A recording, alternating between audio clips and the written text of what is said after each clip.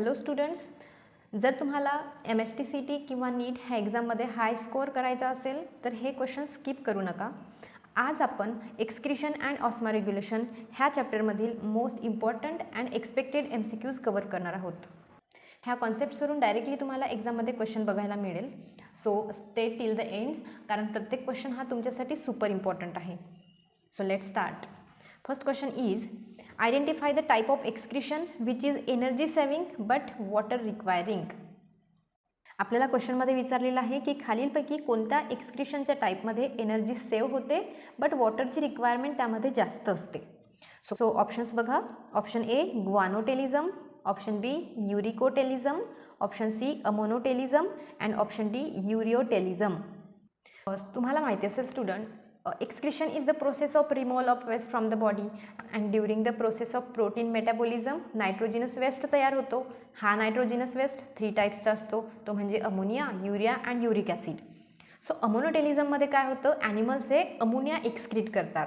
Okay, so ammonia direct तयार होतं आणि त्याला कन्वर्ट करायला एनर्जी लागत नाही, म्हणून ही एनर्जी सेविंग प्रोसेस आहे. बट अमोनिया हा खूप टॉक्सिक असतो आणि त्यामुळे बॉडीला ते डायल्यूट करण्यासाठी खूप जास्त वॉटर रिक्वायरमेंट लागते, म्हणून ही प्रोसेस वॉटर रिक्वायरिंग आहे.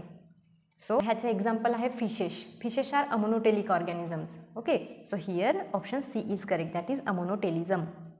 Next question, select the incorrect match. आपल्याला खालीलपैकी चुकीची असलेली मॅच सिलेक्ट करायची आहे. ऑप्शन्स बघा. Option A sebaceous gland for protection from infection to the skin. This option is right. Why? Because sebaceous glands स्किनला protection provide करतात. ते ऑइल म्हणजे सिबम तयार करतात आणि स्किनला इन्फेक्शनपासून प्रोटेक्ट करतात, म्हणून हा ऑप्शन करेक्ट आहे. नेक्स्ट ऑप्शन बघा. Sweat glands, simple branched tubular glands. This option is wrong. Why? कारण स्वेट ग्लँड्स ह्या सिम्पल आणि ट्युब्युलर तर असतात बट ब्रांच्ड नसतात, कॉइल्ड असतात. So sweat glands coiled, tubular and simple असतात आणि म्हणून हा ऑप्शन रॉंग आहे. नेक्स्ट ऑप्शन बघा. रॅस मीन्स RAAS, ज्याचं फुल फॉर्म आहे renin angiotensin aldosterone system. So हे सिस्टम आपल्या किडनीमध्ये सोडियम रिॲब्सॉर्प्शन वाढवतो, म्हणून हा मॅथसुद्धा करेक्ट आहे. नेक्स्ट ऑप्शन बघा. हिपॅटोसाइट्स अँजिओटेन्सिनोजेन. This option is also right. Why? Because hepatocytes forms angiotensinogen. Okay, so here the wrong answer is option B, sweat glands, simple branched and tubular glands. So option B is correct here. Next question. A U-shaped region of renal tubule is called. Options बघा. PCT, DCT, loop of Henle and none of these. So correct answer is option C, loop of Henle. तुम्हाला माहिती असेल students की आपल्या किडनीमध्ये nephron हा functional unit असतो. नेफ्रॉनमध्ये वेगवेगळे पार्ट्स असतात, जसं proximal convoluted tubule, loop of Henle, distal convoluted tubule आणि collecting ducts. So loop of Henle हा पार्ट यू शेप स्ट्रक्चरचा असतो, ज्यामध्ये डिसेंडिंग लिम्ब आणि असेंडिंग लिम्ब प्रेझेंट असतात. ह्या रिजनमध्ये वॉटर अँड सॉल्टला रेग्युलेट केलं जातं. So loop of Henle is a U-shaped part of nephron which is responsible for the concentration of urine. Option C is correct. Next question. So next question बघा. The hydrostatic pressure in the glomerular capillaries is about. Options आहेत. Option A 10 mmHg, Option B 15 mmHg, Option C 30 mmHg and Option D 55 mmHg.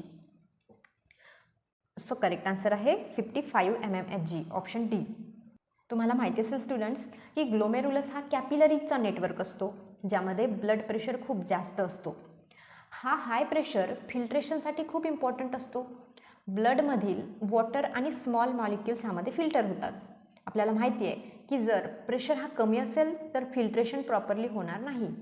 So therefore high hydrostatic pressure म्हणजेच 55 mmHgचा हा hydrostatic pressure helps in the effective filtration, म्हणजेच ultra फिल्ट्रेशनसाठी हा high hydrostatic pressure खूप महत्त्वाचा असतो. So option D is correct. Next question बघा. Urethral sphincters are located between. Options आहेत. Urinary bladder and ureters, ureters and urethra, urinary bladder and urethra and urethra and pelvis. So correct answer is urinary bladder and urethra. आपल्याला माहिती आहे की urinary ब्लॅडरमध्ये urine store होतं आणि urethra हा tube like structure आहे ज्यामधून युरिन बाहेर पडतं. युरिनरी ब्लॅडर अँड युरेथ्रा ह्यांच्या जंक्शनमध्ये स्पिंक्टर्स प्रेझेंट असतात. हे स्पिंक्टर्स मसल्सनी बनलेले असतात. ओके, लक्ष द्या. हे स्पिंक्टर्स युरिन फ्लो कंट्रोल करतात. ॲक्च्युली तर 2 स्पिंक्टर्स असतात. एक इंटरनल स्पिंक्टर जे की इनव्हॉल्युंटरी असतो, म्हणजे आपल्या कंट्रोलमध्ये नाही, आणि एक एक्सटर्नल स्पिंक्टर असतो जो की व्हॉलुंटरी असतो, जे आपण कंट्रोल करू शकतो. युरिनेशनला आपण कंट्रोल करू शकतो. So here option C is correct. Urethral sphincter located between urinary bladder and urethra. Next question. In platyhelminths and rotifers, the excretory organs are, options are phlegm cells, green glands, nephridia and Malpighian tubules. So correct answer आहे flame cells. तुम्हाला माहिती असेल बेटा की प्लॅटीहेल्मिन्थ्स म्हणजे फ्लॅटवॉर्म्स, त्यांच्यामध्ये excretory system हा खूप सिम्पल असतो.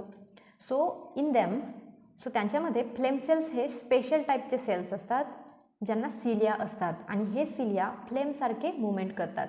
सो हे सेल्स वेस्ट रिमूव्ह करतात आणि वॉटर बॅलन्स मेंटेन करतात in the platyhelminthes and rotifers. So phlegm cells help in the excretion and osmoregulation in the platyhelminths and rotifers. Option A is correct. Phlegm cells. Next question. Tube feet are organs for the removal of waste material in. Options आहेत. Option A starfish, Option B bivalve, Option C tunicates and Option D barnacle. So correct answer आहे Option A starfish. May be तुम्हाला माहिती असेल students की स्टारफिशमध्ये tube like feats असतात जे की स्टारफिशला मूवमेंट ॲज वेल ॲज एक्सक्रिशनसाठी म्हणजेच रिमूव्हल ऑफ वेस्टसाठी मदत करतात. So option. नेक्स्ट क्वेश्चन बघा. In ureotelic organisms how many ATP molecules are required to produce 1 molecule of urea. आपल्याला क्वेश्चनमध्ये विचारलेलं आहे की युरियोटेलिक ऑर्गॅनिझम्समध्ये एक युरियाचं मॉलिक्यूल बनवण्यासाठी किती ATP मॉलिक्युल्स हे रिक्वायर्ड असतात. ऑप्शन्स बघा. Option A 1, option B 2, option C 3 and option D 4. So correct answer आहे option C 3 molecules of ATP. Okay, next question बघा. Inosinic pathway to form uric acid is carried out by. Options आहेत spiders, land snails, toads and tadpole of frog. So correct answer आहे option B land snails. लक्षात ठेवा बेटा, land स्नेल्समध्ये uric acid हा inosinic pathway through form होतो. So option B is correct. Next question बघा. Urea is formed by the combination of ammonia and. Options आहेत CO2, CO म्हणजेच carbon monoxide, then uric acid and creatinine. So correct answer आहे CO2 म्हणजे option A is correct. आपल्याला माहिती आहे बेटा की अमोनिया हा खूप टॉक्सिक असतो आणि म्हणून बॉडी त्याला युरियामध्ये कन्वर्ट करते. सो लिव्हरमध्ये अमोनिया आणि कार्बन डायऑक्साईड कंबाईन होतात आणि युरिया तयार होते. सो युरिया हा लेस टॉक्सिक आहे आणि सेफली एक्सक्रीट होतो. So urea is formed from the ammonia and carbon dioxide in the liver. So option A is correct. So students, जर तुम्ही हे सगळे क्वेश्चन्स व्यवस्थित समजून घेतले असतील तर ह्या कॉन्सेप्टवरून कुठलाही क्वेश्चन तुम्ही इझिली सॉल्व करू शकता आणि एक्झाममध्ये तुम्हाला नक्कीच ह्या क्वेश्चनवरून हेल्प होईल. सो आज आपण फर्स्ट पार्ट कंप्लीट केलेला आहे. पुढच्या व्हिडिओमध्ये आपण ह्याच चॅप्टरचे म्हणजेच एक्सक्रिशन आणि ऑस्मो रेग्युलेशन ह्या चॅप्टरचे मोस्ट इम्पॉर्टंट आणि एक्सपेक्टेड क्वेश्चन्स सॉल्व करणार आहोत. सो ते व्हिडिओसुद्धा नक्की बघा कारण हे एक्झामसाठी खूप युजफुल आहेत. तुम्हाला व्हिडिओ आवडला असेल तर व्हिडिओला लाईक करा आणि चॅनलला सबस्क्राईब करा. Thank you for watching. Stay connected and keep learning.